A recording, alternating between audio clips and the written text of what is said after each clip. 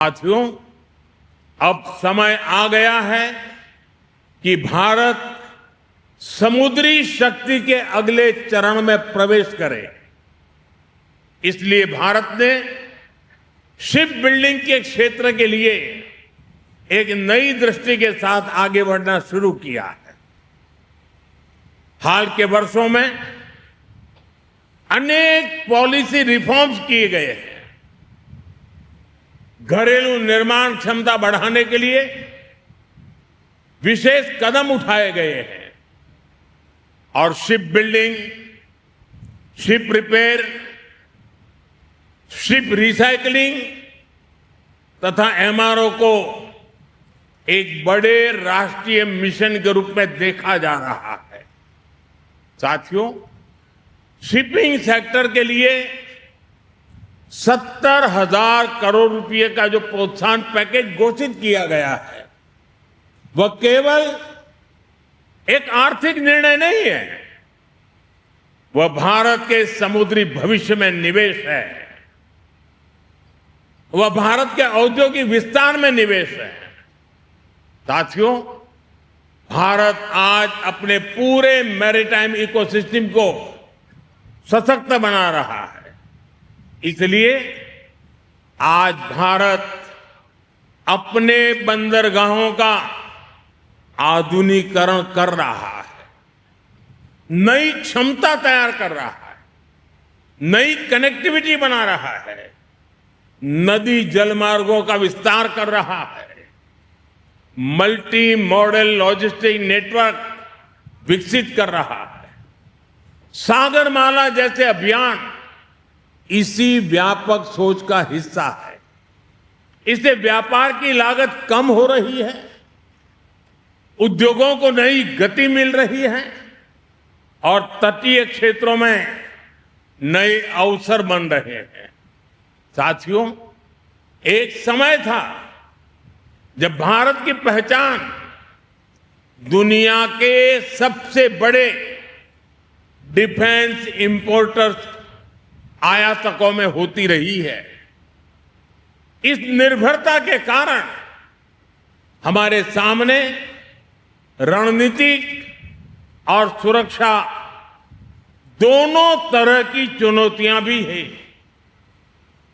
2014 में सरकार बनने के बाद हमने स्थिति को बदलने का संकल्प लिया। इसके लिए नीतियों के स्तर पर बड़े रिफॉर्म किए गए। रक्षा क्षेत्र में आत्मनिर्भरता को प्राथमिकता दी गई। इन प्रयासों का परिणाम है कि आज रक्षा क्षेत्र में डिजाइन, मैन्युफैक्चरिंग और एक्सपोर्ट की नई संभावनाएं बनी है। 2014 तक देश का कुल डिफेंस प्रोडक्शन 40,000 करोड़ रुपए के आसपास था। आज यह बढ़कर लगभग 1,80,000 करोड़ रुपए तक पहुंच गया है।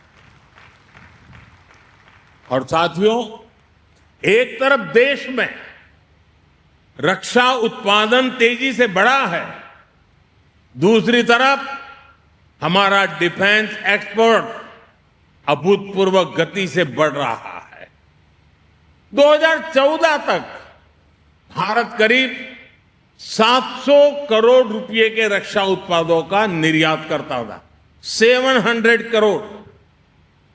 आज यह आंकड़ा बढ़कर करीब 40,000 करोड़ रुपए पहुंच रहा है। भारत में बने रक्षा उपकरण अब दुनिया के 80 से अधिक देशों तक पहुंच रहे हैं।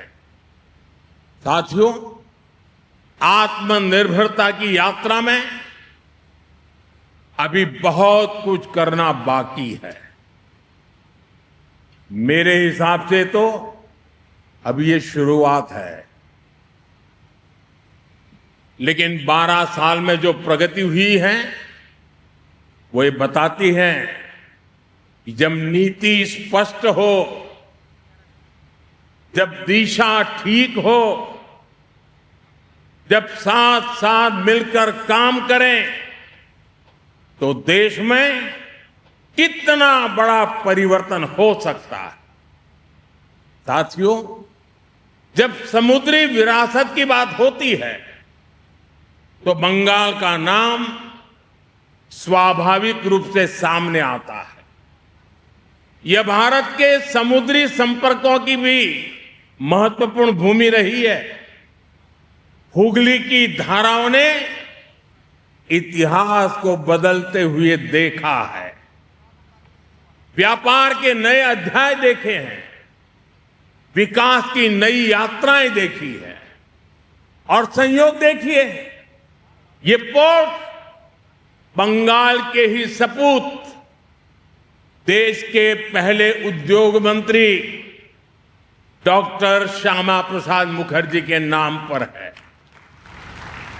साथियों, भारत आज जिस नए समुद्री युग की ओर बढ़ रहा है उसमें पश्चिम बंगाल की भूमिका बहुत महत्वपूर्ण होने वाली है।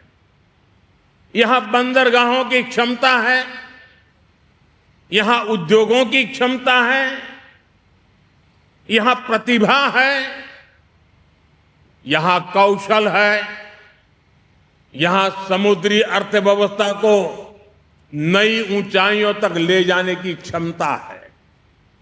मुझे विश्वास है कि आने वाले वर्षों में पश्चिम बंगाल भारत की blue economy, maritime manufacturing, logistics और कोस्टल डेवलपमेंट का एक महत्वपूर्ण केंद्र बनेगा। साथियों, भारत ने हमेशा से समुद्र को सहयोग का माध्यम माना है, लेकिन भारत ये भी जानता है कि शांति की रक्षा के लिए सामर्थ्य भी उतना ही आवश्यक है। समृद्धि की रक्षा के लिए सुरक्षा आवश्यक है और भविष्य के निर्माण के लिए आत्मनिर्भरता अनिवार्य है। आज आईएनएस अग्रय, आईएनएस दुनागिरी और आईएनएस संशोधक इसी भावना के प्रतीक बनकर भारतीय नौसेना में शामिल हुए हैं।